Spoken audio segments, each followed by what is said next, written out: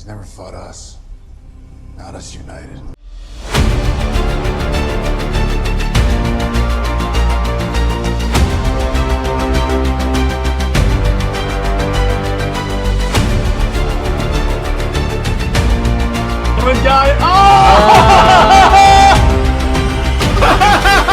I can so see that. That's it. Welcome to Under Two Capes, or Comics League. I'm Jared, and today we are going to discuss for Indie Wednesday one of the really coolest Amalgam Comics mashups that I think have come out in a while. We're going to talk about Bullets and Bracelets. Now, what's this one? All right, so I need some context. In the Amalgam universe, Diana is not Wonder Woman. That's Aurora Storm. She is Wonder Woman's called Amazon, but it's that concept. Instead, she is basically named Freelance, and she's basically in the 90s outfit that she had with the blue jacket, the tank top, and the short shorts. And then she's teaming up with someone by the name of Trevor Castle. Now, the reason why that name should be familiar for this is because, guess what? All right, so the Amalgam in this comic is Steve Trevor and Frank Castle. Actually making Steve Trevor actually useless for once, so that says something. So let's discuss the plot. All right, so first off, before I get into this, I want to make sure you guys have a solid foundation on what Amalgam is. So basically, after the first DC Marvel crossover, they had this idea. What if we do like a limited series of books where if we combine our characters into one?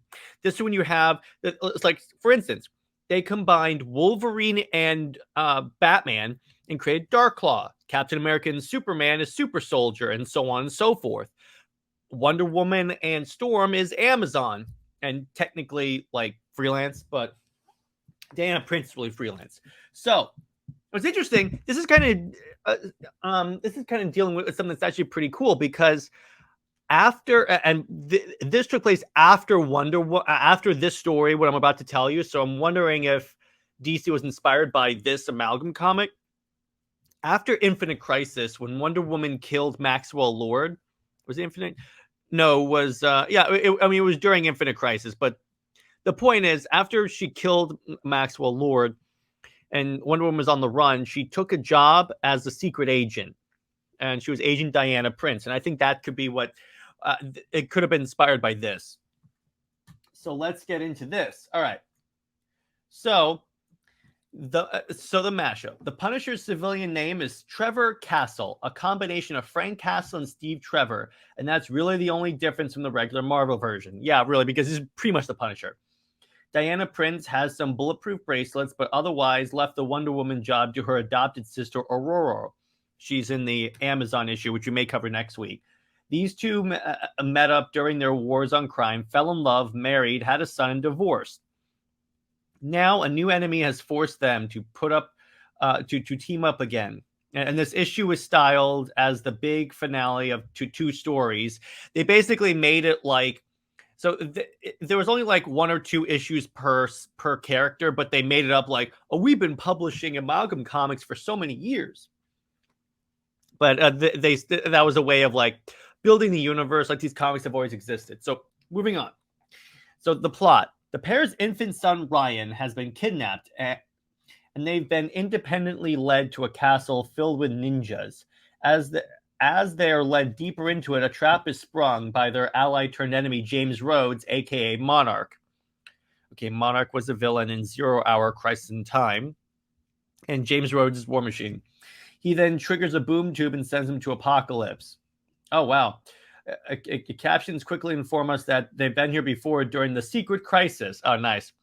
The Punisher has to retrieve weapons from a crypt while Diana looks around. Encounters Big Titania, the wife of a hero who died during the Secret Crisis and is now a bitter villain. They fight a little bit, then Diana's captured and taken to the citadel of the mighty Thanoseid, otherwise known as Darkseid mixed with Thanos. They really went creative with that one.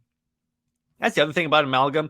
Some of them they got really creative. Other ones they didn't, like Doctor Doomsday and Doctor Strange Fate. I'm like, okay. As he reveals, the whole saga was initiated by Thanoseid as revenge for the pair's part in stopping him from using the Infinity Links. As baby Ryan is threatened, Punisher bursts in wearing the armor of Orion, Thanos' dead son. There's a scuffle, and Titania decides to help Diana, and a random background character finds himself unable to kill Diana.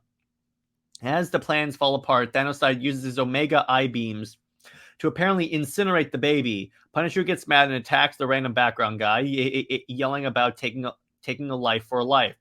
Diana stops him and explains that Ryan wasn't hurt. He was sent back in time and raised on Apocalypse, growing up to be the same goon who the Punisher was attacking. Well, that's interesting.